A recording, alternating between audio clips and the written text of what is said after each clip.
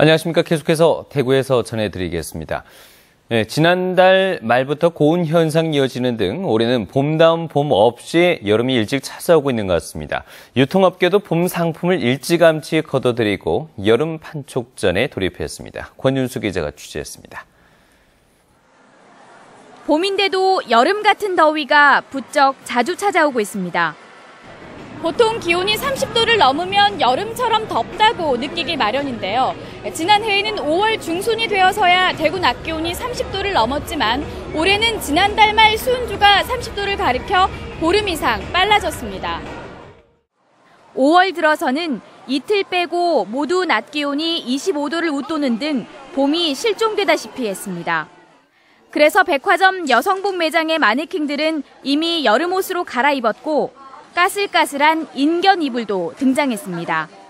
인견이라든지 리플 소재 여름 침구가 지금 찾는 고객이 상당수 늘고 있습니다. 따라서 매출도 작년 대비 한 30% 이상 지금 증가세를 나타내고 있습니다.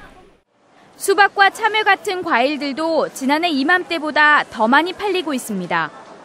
대형마트에서는 주로 휴가철을 앞둔 6월 말쯤 하던 물놀이 용품 기획전을 일찌감치 시작했는데 판매량도 쏠쏠합니다. 무더운 날씨 영향으로 물놀이용품 관련 문의 고객이 증가하고 있는 추세입니다. 현재 저희 매장에서는 전년 대비 10% 이상 구색 상품이 늘어나고 있고 매출 또한 본격적으로 일어나고 있습니다. 그러나 간절기 의류를 비롯해 봄철 상품들은 제때 팔아보지도 못하고 잔뜩 재고로 남아 업체들의 고민이 쌓이고 있습니다. MBC 뉴스 권윤수입니다. 지난 1일 막에 올랐던 문경 찻사발 축제가 열흘간의 대장정을 마무리했습니다. 스토리와 체험 중심으로 개편한 프로그램이 좋은 반응을 얻으면서 23만 명이 몰려 대한민국 대표 축제에 성큼 다가섰습니다. 홍석중 기자가 보도합니다. 발로 물레를 돌려 그릇을 빚고 망댕이 가마에는 장작불을 지핍니다. 전통 방식을 고수하는 문경 도공들의 고집과 정성을 찻사발 제작의 12단계 체험 과정으로 올해 처음 선보였습니다.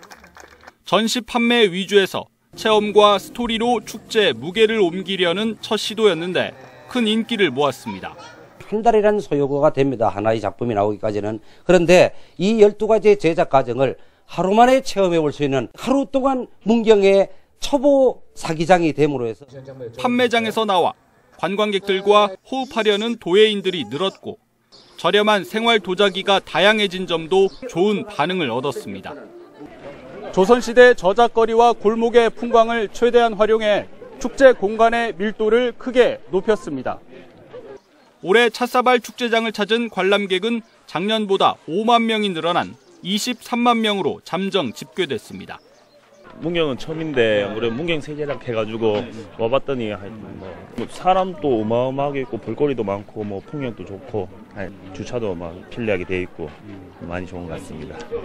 숙박 관광객을 위한 야간 프로그램이 거의 없는 점은 아쉬움으로 남습니다. 특히 내년도 대한민국 대표 축제에 오르기 위해선 찻사발 제작 같은 체험 프로그램이 더 다양하고 과감하게 도입돼야 한다는 지적입니다. MBC 뉴스 홍석준입니다. 대구시가 달성 국가산업단지 계획 변경을 완료하고 이달 중으로 산업용지 3차 분양에 나설 계획입니다. 완료한 개발 변경 사항은 물산업진흥시설과 실정화 시설 입지를 위한 연구시설 용지 추가 확보와 물산업 기업 입지를 위한 9개 업종 추가 반영, 국가산단 면적 2,000제곱미터 증가 등입니다. 대구시는 이달 중으로 3차 분양 공고를 낸 뒤 다음 달 2단계 사업에 착수할 예정입니다.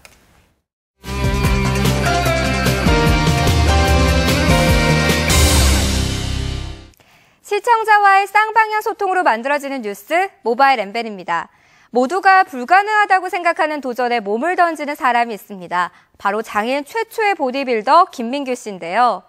사회복지사를 꿈꾸던 민규 씨는 불편한 몸 때문에 꿈을 포기하고 운동을 시작하게 됐지만 장애인이라는 이유로 헬스장도 이용할 수 없었습니다.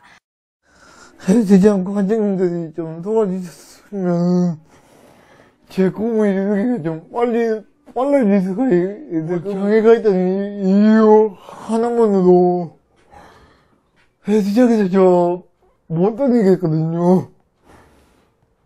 그것 때문에 집에서 운동을 하고 있습니다. 스스로 자신만의 작은 운동 공간에서 운동하고 있는 그는 제45회 미스터 충남 지역 보디빌더 대회에서 특별상을 받아 뇌병변 장애인 최초로 보디빌더로 인정받기도 했는데요. 미스터 올림피아라는 대회가 있거든요. 그 대회는 세계 다 보디빌더들이 출전하는 대회인데, 그 대회에 제가 그 초년 선수로 뛰는 것이 제 마지막 꿈입니다. 힘든 상황에서도 늘 씩씩하게 훈련하는 김민규 씨. 그에게도 더 좋은 운동 공간이 생겨 꼭 원하는 무대에 오를 수 있길 엠벤에서도 응원합니다. 대구의 한 버스 정류장 부근에는 불법 주정차 단속을 위한 CCTV가 있고 주변에는 이를 알리는 알림판이 있는데요. 알림판의 높이가 너무 높고 글씨도 작아서 불편하다는 의견이 올라왔습니다. 전봇대 3m 위쯤에 설치되어 있는 이 알림판은 차 안에서는 물론 지나가면서도 미처 확인이 안 될 정도로 높은 곳에 설치되어 있는데요. 시민들이 쉽게 보고 읽을 수 있도록 알림판을 적절한 높이에 보다 큰 글씨로 만들면 더 좋지 않을까요? 오는 15일이 스승의 날인데요. 미국의 한 초등학교 교사가 선생님이 알았으면 하는 것들이라는 주제로 아이들에게 내준 숙제가 화제가 되고 있습니다. 아이들은 답장에서 연필이 없어서 숙제를 할 수가 없어요부터 6년째 아버지를 못 만나고 있어요. 쉬는 시간에 놀 친구가 없어요 라는 학교 안에서는 선생님이 미처 알지 못했던 다양한 고민을 털어놓았는데요. 비단 학교에서뿐만 아니라 가정에서나 직장에서나 엄마와 자녀의 입장, 또 상사와 직원의 입장에서 알았으면 하는 것들을 함께 알아보는 건 어떨까요? 대구 신축 야구장의 위용을 드러내면서 올해까지만 프로야구 경기가 열릴 시민운동장 야구장이 앞으로 어떻게 쓰일지 관심이 뜨거운데요. 이번 주 미니 여론조사에서는 대구 시민운동장 야구장의 활용 방안을 물었습니다. 도심 복합 스포츠타운으로 변신을 기대한다는 의견이 가장 많았고요. 또 시민들을 위한 도심공원을 조성하자는 의견, 아마추어를 위한 야구장으로 활용하자는 의견도 많았는데요. 보다 많은 사람들이 만족할 수 있도록 시민운동장 야구장이 잘 활용될 수 있길 기대해보겠습니다. 지금까지 모바일 엠벤 이시정이었습니다. 제53회 경북도민체육대회가 사흘째가 지나면서 궁도, 볼링 등 전체 종목의 절반가량이 끝난 가운데 시부에서는 포항과 구미, 개최지 영주가 1, 2, 3위를 달리고 있습니다. 군부에서는 청도군과 칠곡군, 영양군이 1, 2, 3위를 차지하고 있습니다. 대회 마지막 날인 내일은 영주에서 축구 결승전과 배구 결승이 펼쳐진 뒤 폐막식이 열립니다. 경산 인터블고 컨트리 클럽에서 열린 KLPGA 제2회 교촌 허니레이디스 오픈에서 고진영 선수가 우승을 차지했습니다. 최종 라운드 선두로 나선 고진영 선수는 2위 배선우 선수와 김자영 선수의 끈질긴 추격을 따돌리고 사흘 합계 11언더파의 성적으로 올해 2승을 달성했습니다. 이번 대회는 오늘 하루만 주최 측 집계 12,000명의 구름 관중이 찾는 등 사흘 동안 모두 17,000여 명의 관람객이 방문해 역대 최다 기록을 세웠습니다. 대구와 경북교육청은 기준치 초과 유해물질이 검출된 학교 인조잔디를 전면 교체하기로 했습니다.